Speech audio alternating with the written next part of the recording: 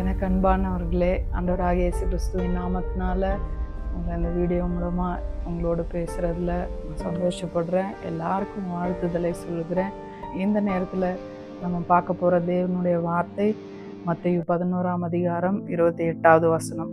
வருத்தப்பட்டு பாரம் சுமக்கிறவர்களே, நீங்கள் எல்லாரும் என்னிடத்தில் வாருங்கள், நான் உங்களுக்கு இளைப்பாறுதலை தருவேன். இந்த வசனத்தை ஏசப்பா இந்த பூமியில் வாழ்ந்த நாட்களில் அவர் சொல்கிறார், வருத்தப்பட்டு பாரம் சுமக்கிறவர்களே, நீங்கள் எல்லாரும் என்னிடத்தில் வாருங்கள், நான் உங்களுக்கு இளைப்பாறுதலை தருவேன். நம்முடைய வாழ்க்கையில் வருத்தம் இல்லாமல் யாராவது இருக்குமா? பாரம் இல்லாமல் யாராவது இருக்குமா? அப்படி பார்க்க போனால் ஒவ்வொருத்தவங்களுடைய அனுதின வாழ்க்கையிலையும் அநேக பாரங்களை சுமந்தவங்களா, வருத்தங்களை சுமந்தவங்களா நம்ம வாழ்ந்துட்டு தான் இருக்கிறோம். ஆனால் இங்கே ஆண்டவர் சொல்கிறாரு, என்னிடத்துல வாருங்கள், நான் உங்களுக்கு இளைப்பாறுதலை தருவேன். அவரிடத்துல வரும்பொழுது அவர் நமக்கு இளைப்பாறுதலை தருகிறவராக இருக்கிறார். உதாரணத்துக்கு சொல்லணும் அப்படின்னாக்கா, ஒரு காரை நீங்கள் எடுத்தீங்கன்னாக்கா, அந்த காரை இன்வென்ட் பண்ணுறவங்க அப்படின்னா அதனோட கம்பெனி ஓனர்ஸ் வந்து டாடா கம்பெனி, டாடா கார்ஸ் எடுத்துக்கோங்க, இல்லை வேர்ல்ஸ்வேகன் கம்பெனி நீங்கள் எடுத்துக்கிட்டீங்க அப்படின்னாங்கன்னா, ஒரு கம்பெனியை, ஒரு காரை மேனுஃபேக்சர் பண்ணுறவங்களுக்கு தான் அந்த காரோடைய டிஃபெக்ட்ஸ் தெரியும். ஸோ மேனுஃபேக்சரருக்கு தான் வந்து அதில் வர்ற அந்த காரில் வர்ற ப்ராப்ளமை சரி பண்ண அவங்களுக்கு தெரியும். அதே போல் பைக் எடுத்துக்கிட்டிங்கன்னா, இன்றைக்கி பலவிதமான கம்பெனிஸ் பலவிதமான குவாலிட்டிஸோட நிறைய பைக்குங்களை வெளியிட்டிருக்காங்க. அப்போது ஒவ்வொரு பைக்குக்கும் ஒரு குவாலிட்டிஸ், ஒவ்வொரு பைக்குக்கும் ஒரு கம்பெனிஸ் இருக்குது. அப்போது ஒவ்வொரு பைக்குடைய டெக்னிக்கல் டிஃபெக்ட்ஸ் எல்லாம், அதனோட பிரச்சனைகள் எல்லாம் வேறு வேறு. அதை அந்தந்த பிரச்சனைகளை சரி செய்வதற்கு அந்தந்த கம்பெனி மெக்கானிசம் வந்து வேறு வேறையாக இருந்தாலும், அந்த கம்பெனியை அந்த மேனுஃபேக்சரருக்கு தான் அதனுடைய பிரச்சனை என்னன்னு தெரியும். அவங்க அதை சரிப்படுத்த முடியும். ஸோ இன்றைக்கி வந்து அதே போல் நம்முடைய வாழ்க்கையில் இயேசு கிறிஸ்து யாராக இருக்கிறாரு? அவர் நம்மளுடைய சிருஷ்டிகர்த்தராக இருக்கிறாரு. அவர் நமக்காக மாம்சத்தையும் இரத்தத்தையும் உடையவராய் இந்த பூமியில் அவர் வெளிப்பட்டார். எப்படி இந்த காருக்கு, எப்படி காருடைய ஓனருக்கு தான் காரில் வர ப்ராப்ளமை, இஷ்யூஸை சரி பண்ண தெரியும் போல், எப்படி பைக்கில் வர பிரச்சனைங்களை பைக் ஓனர் கம்பெனிங்களுக்கு தான் அந்த ஓனராக இருக்கிறவங்களுக்கு தான் அதனுடைய பிரச்சனையை சரி பண்ண தெரியும் போல், நம்முடைய வாழ்க்கையில் நான் உங்களுக்கு உறுதியாய் சொல்ல விரும்புகிறது என்னென்னா, இயேசு கிறிஸ்து நம்முடைய வாழ்க்கையின் கிரியேட்டராக அவர் வந்து நம்மை போல, எபிரேயர் 2ஆம் அதிகாரம் வசனம் 14வது வசனம் இப்படியா இருக்குது, ஆதலால் பிள்ளைகள் மாம்சத்தையும் இரத்தத்தையும் உடையவர்களாய் இருக்க அவரும் அவர்களைப் போல மாம்சத்தையும் இரத்தத்தையும் உடையவரானார். இப்போ நம்ம எப்படி இந்த பூமியில் ஃப்ளஷ் அண்ட் பிளட்டோட ஒரு மனுஷன்னா நமக்கு வந்து எப்படி மாம்சமும் இரத்தமும் இருக்கோ, அதே போல் நம்மை போலவே அவர் இந்த பூமிக்கு இயேசு கிறிஸ்து வந்தார். நம்மை போல மனுஷனாய் அவர் வந்தார். அப்போது அவர் வந்தது நிமித்தம் அவர் எல்லாவற்றையும், அவர் சிலுவையின் மரணத்தில், அடுத்த வசனம் அப்படியா சொல்லுது, அவர் சிலுவையின் ஜீவகாலமெல்லாம் மரண பயத்திலிருந்து நம்மை நீங்களாக்கும்படி. அப்போது அவருக்கு நம்முடைய எல்லா பிரச்சனைகளும் தெரிகிறதா இருக்கிறது. அவர் மட்டும்தான் நம்ம வாழ்க்கையில் இருக்கிற எல்லா பாரங்களையும் சரி செய்ய அவரால் முடியும்.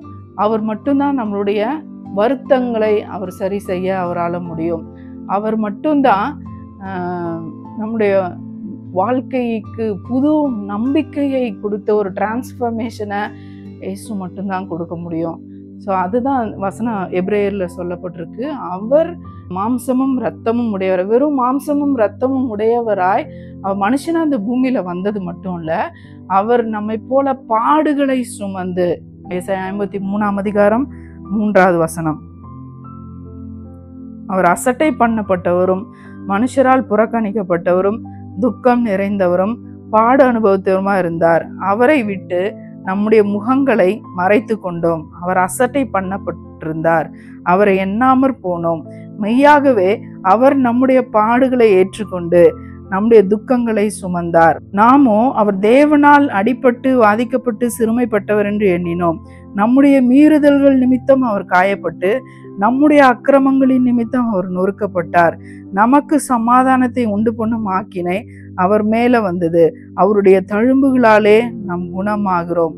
இங்க வசனம் சொல்லுது, அவர் அசட்டை பண்ணப்பட்டவராயிருந்தார். அவர் மனுஷரால புறக்கணிக்கப்பட்டவராயிருந்தார்.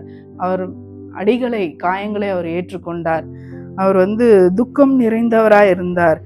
அப்போ நம்ம வாழ்க்கையில எந்தெந்த வகையிலெல்லாம் நம்முடைய வாழ்க்கையில பிரச்சனை வருமோ அது எல்லாவற்றையும் ஒரு மனுஷன் நமக்காக கடந்து போயிருக்கிறாரு. கடந்து போய் அவர் அதுல தோல்வியை பார்த்ததில்ல, அவர் அதுல ஜெயத்தை பெற்றவராயிருக்கிறாரு. நீங்க வியாதியில இருக்கீங்களா? அவர் வியாதியை சிலுவையில மேற்கொண்டிருக்காரு. நீங்க புறக்கணிக்கப்பட்ட நீங்க நினைக்கிறீங்களா? உங்களுக்காக அவர் புறக்கணிக்கப்பட்டவராகி உங்களை சேர்த்து கொள்வதற்காக சிலுவையில அவர் அடிக்கப்பட்டார். நீங்க கைவிடப்பட்டு இருக்கன்னு நீங்க நினைக்கிறீங்களா? நமக்காக அவர் கைவிடப்பட்டு அவரை சேர்த்து கொள்ளப்பட்டிருக்காரு. அதே போல வியாதி, அவமானங்கள், நிந்தைகள், கடன் பிரச்சனைகள் எதுவா இருந்தாலும் நமக்கு முன்பாக இயேசு கிறிஸ்து எல்லாவற்றையும் சுமந்தவராய் அவர் பாருங்க, எபிரேயர்ல சொல்லப்பட்டது போல அவர் ஃப்ளஷ் அண்ட் பிளட்டா உள்ள ஒரு மனுஷனா நம்ம கூட வாழ்ந்து அவர் சாகல. நமக்குள்ள ஒரு சக்சஸ்ஃபுல் மனுஷன், அவர் வெற்றி சிறந்தவராய் அவர் பாவத்தை மேற்கொண்டார், சாபத்தை மேற்கொண்டார், வியாதியை மேற்கொண்டார், அவர் மரணத்தை ஜெயமாய் விழுங்கினார். நம்ம வாழ்க்கையில இருந்த எல்லா வியாதியும் கூறுகளையும் சாபங்களையும் பிரச்சனைகளையும் சால்வ் பண்ற கிரியேட்டரா, நான் உங்களுக்கு ஏற்கனவே சொன்ன மாதிரி எப்படி ஒரு மேனுஃபேக்சரர் ஒரு வண்டியில இருக்கிற டிஃபெக்ட்ஸை சரி பண்ண முடியுமோ அதே போல இயேசு கிறிஸ்து நம்ம வாழ்க்கையில இருக்கும் பொழுது, அவரிடத்துல உங்க வாழ்க்கையை கொடுக்கும்போது உங்க வாழ்க்கையில இருக்கிற எல்லா பாரங்களையும், முதலாவது நம்ம பார்த்தோம் வருத்தப்பட்டு பாரம் சுமக்கிறவர்களே, இப்போ நம்முடைய வாழ்க்கையில இருக்கிற எல்லா வருத்தமும் பாரமும் கண்ணீரும் எல்லாவற்றையும் அவர் சுமந்து கொண்டு, அவர் சிலுவையில் எல்லாத்தையும் சுமந்து கொண்டு வெற்றி சிறந்து அவர் என்ன சொல்றாருன்னா, நான் உங்களுக்கு இளைப்பாறுதலை தருவேன், என்னிடத்தில் வாருங்கள் நான் உங்களுக்கு இளைப்பாறுதலை.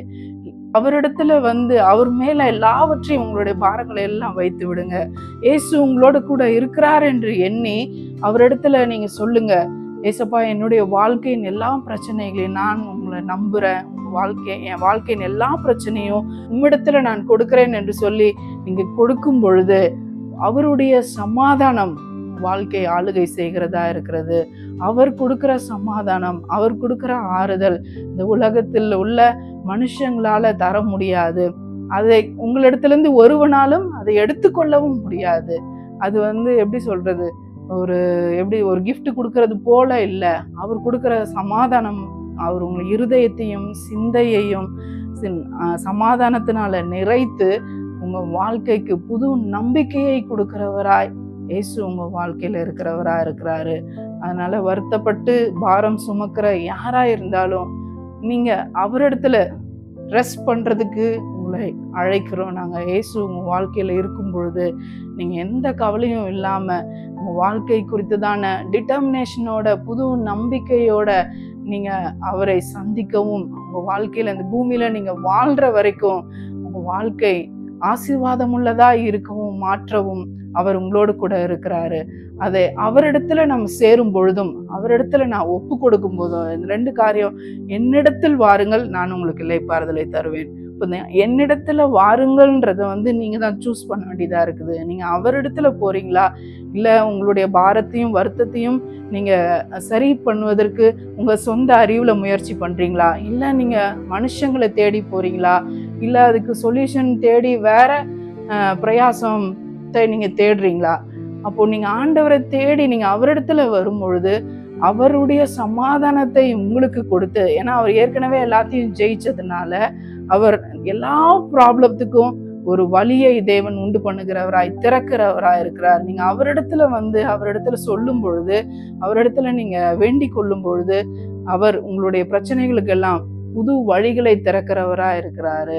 அவர் திறந்த வழிகள் உங்க வாழ்க்கைக்கு சமாதானத்தை கொண்டு வருகிறதாய், நீங்க எந்த பிரச்சனையில இருக்கீங்களோ அந்த பிரச்சனைக்கு ஒரு நல்ல சொல்யூஷனை ஏசப்பாவால உங்களுக்கு கொடுக்க முடியும். அதை தான் எங்க வசனம் சொல்லுது, என்னிடத்தில் வாருங்கள், நான் உங்களுக்கு இளைப்பாறுதலை தருவேன். நீங்க நம்பி நீங்க நிம்மதியா ரிலாக்ஸ் பண்ணலாம். தேவ சமூகத்துக்கு நீங்க வரும்பொழுது, இல்லை ஏசப்பாட்ட உங்க வாழ்க்கையை நீங்க கொடுக்கும்போது, அவர் உங்களுக்கு நிச்சயமான நம்பிக்கையா இருக்கிறாரு. உங்க வாழ்க்கையை நல்ல நிலைமைக்கு கொண்டு போகிறதுக்கு, அது உங்களை பாரப்படுத்துகிற காரியங்கள் எதுவா இருந்தாலும் இயேசு கிறிஸ்துவின் இடத்துல வாங்க, அவர் இடத்துல வைத்து விடுங்க. அவர் உங்களுக்கு இளைப்பாறுதலை தருவார். ஜெபம் பண்ணுவோம். பரலோக பிதாவே, நன்றியோடு துதிக்கிறோம். ஆண்டவரே, வருத்தப்பட்டு பாரம் சுமக்கிற எல்லாருக்கும் ஆண்டவரே நீங்க இளைப்பாறுதலை தருவேன் என்று சொன்னீங்க.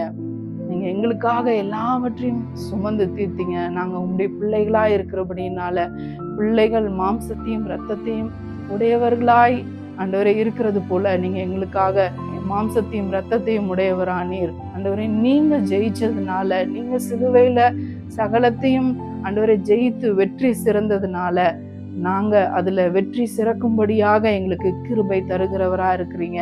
அப்படி ஆண்டவரே, இந்த வார்த்தையை கேட்கிற ஒவ்வொருத்தவங்களுடைய வாழ்க்கையிலையும் நீங்க ஆண்டவரே அவங்களுடைய பாரங்கள் எதுவா இருந்தாலும், வருத்தங்கள் எதுவா இருந்தாலும், நீங்க அவங்க வாழ்க்கையில ஒரு ரெஸ்ட்டை நீங்க கொடுக்கும்படியாக, சமாதானத்தை நீங்க கொடுக்கும்படியாக, நீங்க ஆண்டவரே அவங்க எதிர்பார்க்கிற காரியங்கள்ல அற்புதங்களை செய்யும்படியாக உண்மை வரவேற்கிறோம். நீங்க வழி நடத்துங்க. உங்களுடைய நாமத்தினால ஆசீர்வதித்து ஜெபிக்கிறோம் பிதாவே.